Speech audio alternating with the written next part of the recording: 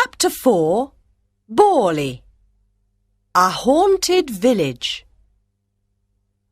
Borley is a small village about 100 kilometres northeast of London. It has a church, a rectory, and a few houses.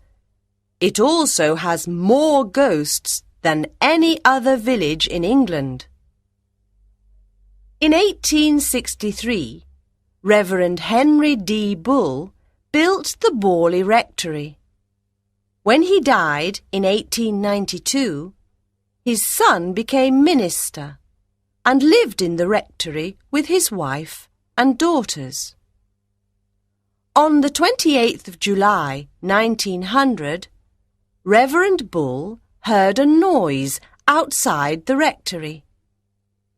He opened the door and saw his daughters. They were very frightened. "We saw a ghost!" they cried. "It was a nun, a young nun. She was silent and very sad. She walked in front of us." "Where is the ghost now?" asked Reverend Bull. "She disappeared," said one of the girls.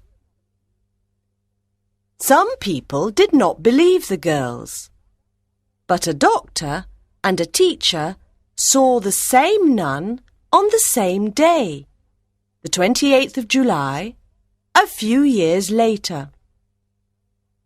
On the 28th of July, 1972, a group of scientists saw her too.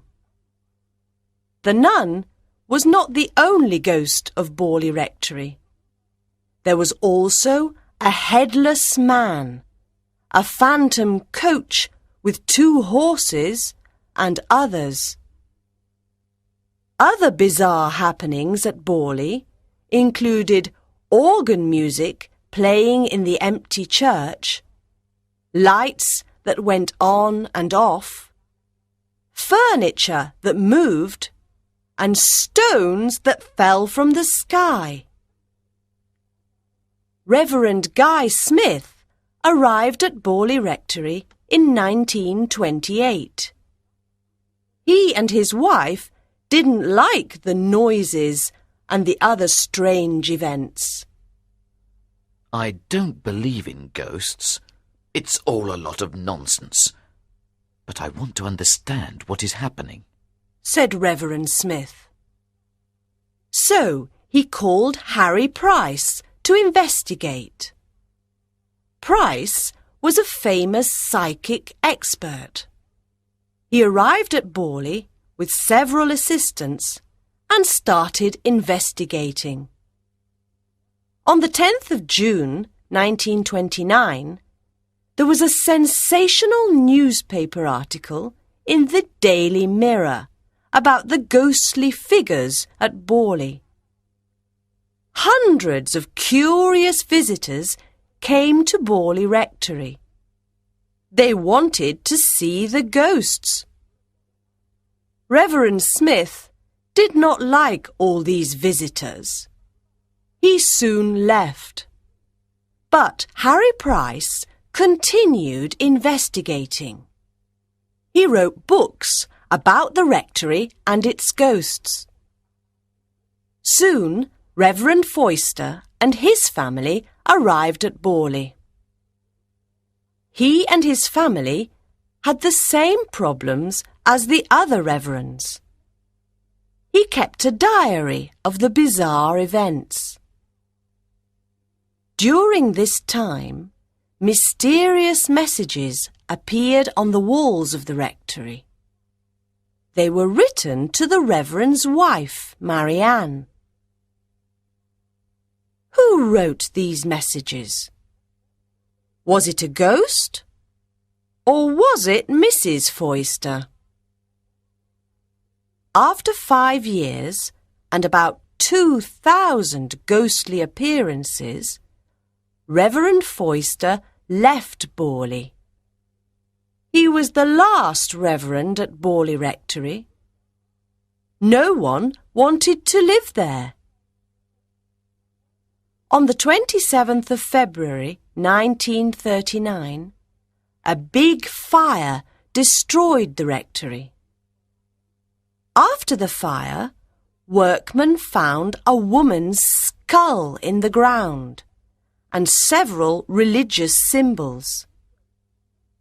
People said the ghosts moved to the church after the fire. But why is Borley haunted? Why does the nun appear to many people in the village? Who are the other ghosts?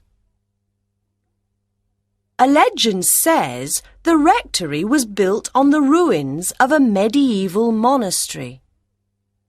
Near the monastery, there was a convent.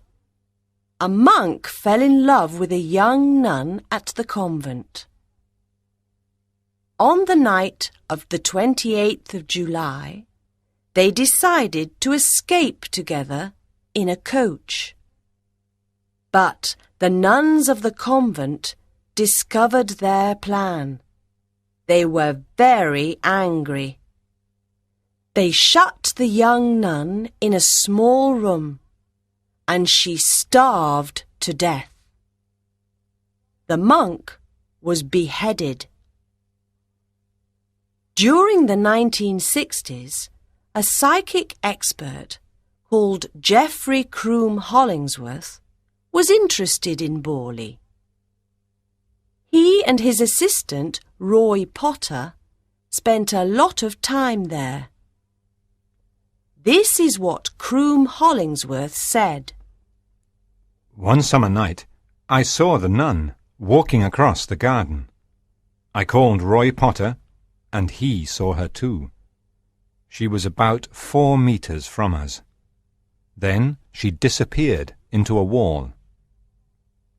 Croom Hollingsworth and Potter studied the bizarre events at Borley for many years. Their conclusion? Borley is haunted.